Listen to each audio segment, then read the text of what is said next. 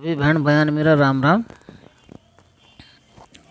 आज मैं थाने श्रावण मास माध्यम को 7वां अध्याय सुनाऊँ। अच्छा लगा तो प्लीज़ सब्सक्राइब करो, चैनल ने लाइक करो, शेयर करो। मंगला गौरी व्रत का वर्णन तथा व्रत कथा। ईश्वर बोले, हे सनंत कुमार, अब मैं अत्युत्तम भौम व्रत का वर्णन करूँगा, जिसके अनुष्ठान करने मात्र से वेदव्य नहीं होता है। विवाह होने के पश्चात 5 वर्षों तक यह व्रत करना चाहिए। इसका नाम मंगला गौरी व्रत है। यह पापों का नाश करने वाला है। विवाह के पश्चात प्रथम श्रावण के शुक्ल पक्ष में पहले मंगलवार को यह व्रत आरंभ करना चाहिए। केले के खंभों से सुशोभित एवं पुष्प मंडप बनाना चाहिए और उसे अनेक प्रकार के फलों तथा रेशमी वस्त्रों से सजाना चाहिए। उस मंडप में अपने सामर्थ्य के अनुसार देवों की स्वर्णमयी अथवा अन्य धातु की बड़ी प्रतिमा स्थापित करनी चाहिए और 16 उपचारों से, 16 दुर्वा दलों से, 16 अपा मार्ग दलों से, 16 चावलों से तथा 16 चने की दालों से मंगला गौरी का नामक देवी की पूजा करनी चाहिए और 16 बत्तियों से 16 दीपक जलाने चाहिए। दही तथा भात का नैवेद्य भक्तिपूर्वक अर्पित करना चाहिए और देवी के पास पत्थर का सील तथा लोटा स्थापित करना चाहिए। 5 वर्ष तक इस प्रकार से करने के पश्चात उद्यापन करना चाहिए। माता को वायन प्रदान करनी चाहिए। अब उसकी विधि सुनिए। अपने सामर्थ्य के अनुसार एक पल प्रमाण सुवर्ण की अथवा उसके आधे प्रमाण की अथवा उसके भी आधे प्रमाण की मंगला गौरी की प्रतिमा निर्मित करानी चाहिए। अपनी शक्ति के अनुसार शरण आदि के बने तंदुल पूरित पात्र पर वस्त्र तथा रमणीय कंचुकी ओढ़नी रखकर उन दोनों के ऊपर देवी की प्रतिमा स्थापित करनी चाहिए। समीप में चांदी से निर्मित शील तथा लोटा रखकर माता को वायन प्रदान करना चाहिए। इसके बाद 16 सुवासिनियों को प्रयत्नपूर्वक भोजन कराना चाहिए। 16 सुवासिनियाँ मतलब 16 औरतों को भोजन करवाना चाहिए। हे विप्र, इस विधि से व्रत करने पर 7 जन्मों तक सौभाग्य बना रहता है और पुत्र पौत्र आदि के साथ संपदा विद्यमान रहती है। सनंत कुमार बोले, सर्वप्रथम इस व्रत को किसने किया था और किसको इसका फल प्राप्त हुआ? हे शंभो, जिस तरह से मुझे इसके प्रति निष्ठा हो जाए, कृपा के वैसे ही बताइए। ईश्वर बोले, हे सनंत कुमार, पूर्व काल में कुरुदेव में श्रुत कीर्ति नामक एक विद्वान कीर्तिशाली शत्रु का नाश करने वाला 64 कलाओं का ज्ञाता तथा धनुर्विद्या में कुशल राजा हुआ था। पुत्र के अतिरिक्त अन्य सभी शुभ चीज़ें उस राजा के पास थी। अतः वह राजा संतान के विषय में अत्यंत चिंतित हुआ और जब ध्यानपूर्वक देवी की आराधना करने लगा तब उसको कठोर तपस्या से देवी प्रसन्न हो गई और उसे यह वचन बोली, हे सुव्रत, वर मांगो। श्रुत कीर्ति बोला, हे देवी, यदि आप मुझ पर प्रसन्न है तो मुझे सुंदर पुत्र दीजिए। हे देवी, आपकी कृपा से अन्य किसी भी वस्तु का अभाव नहीं है। उसका यह वचन सुनकर पवित्र मुस्कान वाली देवी ने कहा, हे राजन, तुमने अत्यंत दुर्लभ वर मांगा है, फिर भी कृपावश मैं तुम्हें अवश्य दूंगी। किंतु हे राजेंद्र, सुनिए, यह परम गुणी पुत्र चाहते हो तो है केवल 16 वर्ष जीवित रहेगा और यदि तुम रूप तथा विद्या से विहीन पुत्र चाहते हो तो दीर्घजीवी होगा। देवी का यह वचन सुनकर राजा चिंतित हो उठा और पुनः अपनी पत्नी से परामर्श करके उसने गुणवान पुत्र तथा सभी शुभ लक्षणों से संपन्न 16 वर्ष की आयु वाला पुत्र मांगा। तब देवी भक्ति में संपन्न राजा से बोला, हे नृप नंदन, मेरे मंदिर के द्वार पर आम का वृक्ष है। उसका एक फल लाकर मेरी आज्ञा से अपनी भार्या को उसे भक्षण करने के हेतु प्रदान करो।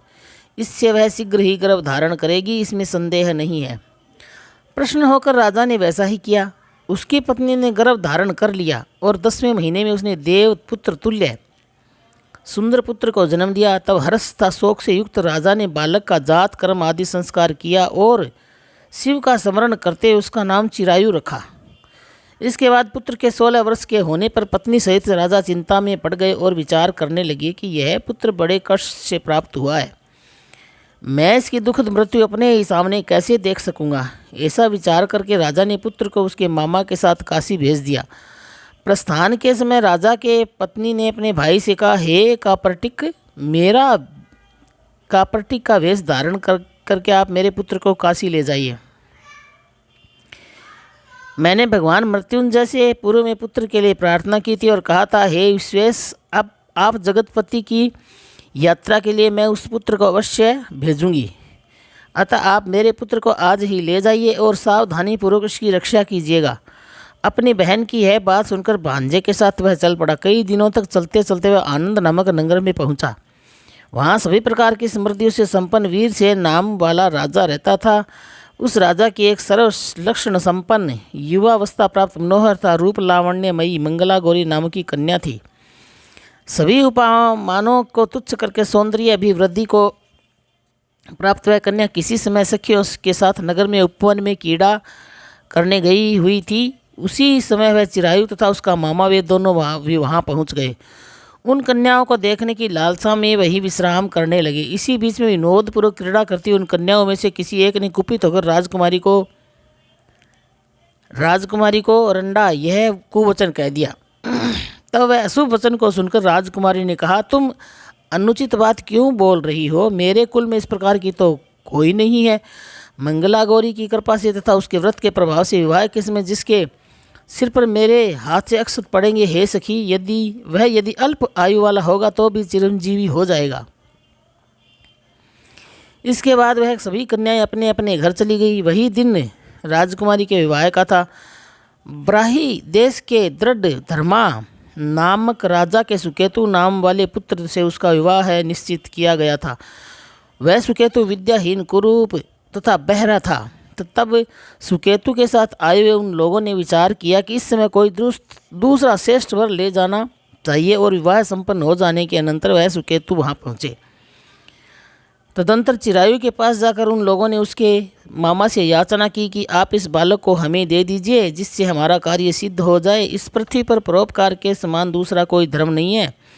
उनकी बात सुनकर चिरायु का मामा मन ही मन बहुत प्रसन्न हुआ, क्योंकि इससे उपवन में पहले ही कन्या मंगला गौरी की बातें सुन ली थी। फिर भी उसने एक बार कहा कि आप लोग इससे किस लिए मांग रहे हो? कार्य की सिद्धि है तो वस्त्र अलंकार आदि मांगे जाते हैं, वर तो कहीं भी मांगा नहीं जाता। तथापि आप लोगों का सम्मान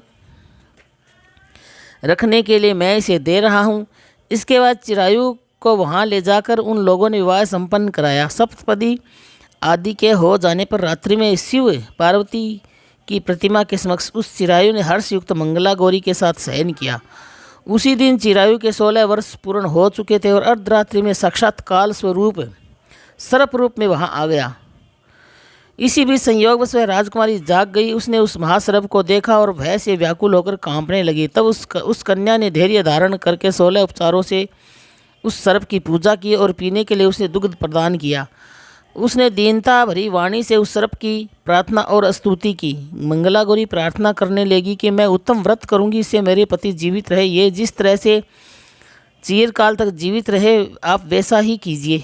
इतने में सर्प वह स्थित एक कमंडल में प्रवेश कर गया और उस मंगला गौरी ने भी अपनी कंचुकी से उस कमंडल का मुंह बांध दिया। इसी बीच उसका पति अंगड़ाई लेकर जग गया और अपनी पत्नी से बोला, हे प्रिय, मुझे भूख लगी है। तब अपनी माता पिता के पास जाकर वह खीर लड्डू आदि ले आई और उसके द्वारा प्रदत्त भोज्य पदार्थों को उसने प्रसन्न मन होकर खाया। भोजन करने के पश्चात हाथ धोते समय उसके हाथ से अंगूठी गिर पड़ी। तांबुल खाकर वह पुण्य सो गया। इसके बाद मंगला गौरी कमंडल को फेंकने के लिए जाने लगी।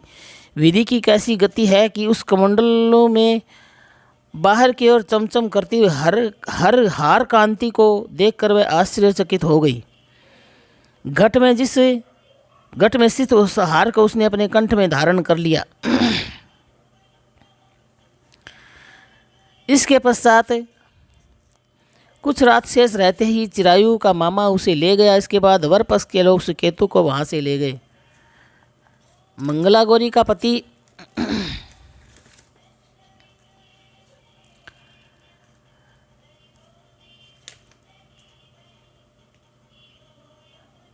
वर पक्ष के लोग सुकेतु को वहां से ले गए। उसे देखकर मंगला गौरी ने कहा कि यह मेरा पति नहीं है। तब उस सभी ने उससे कहा, हे सुबह, तुम यह क्या बोल रही हो? यह तुम्हारा कोई परिचारक हो तो हम लोगों को बताओ।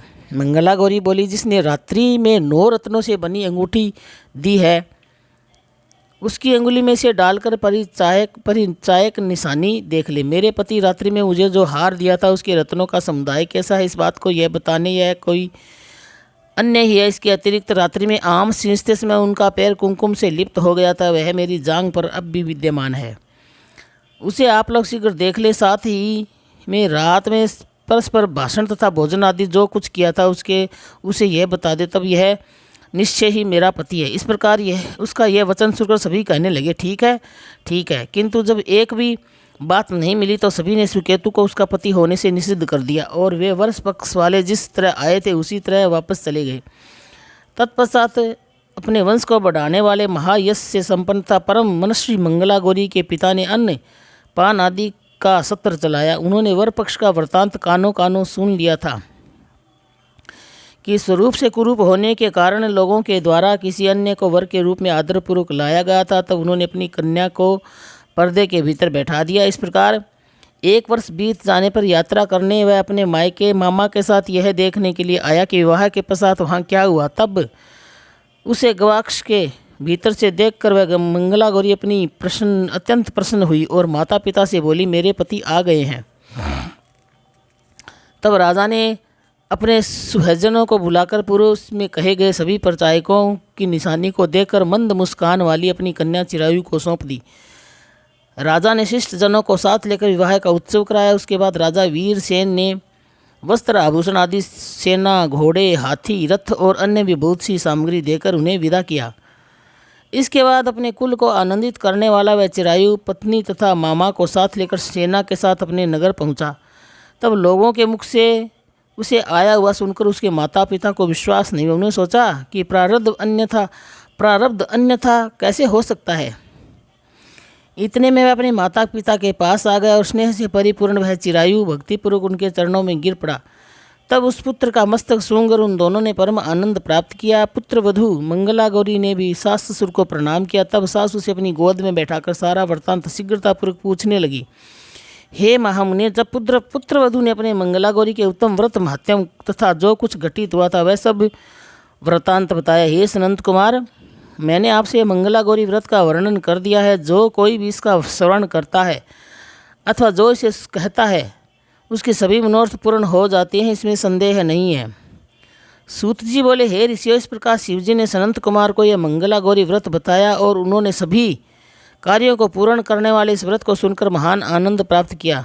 इस प्रकार श्री स्कंद पुराण के अंतर्गत ईश्वर सनंत कुमार संवाद में श्रावण मास मात्य में मंगला गौरी व्रत कथन नामक 7वां अध्याय। हरिओम तत्सत, हरिओम तत्सत, हरिओम तत्सत। ओम नमः शिवाय, ओम नमः शिवाय, ओम नमः शिवाय।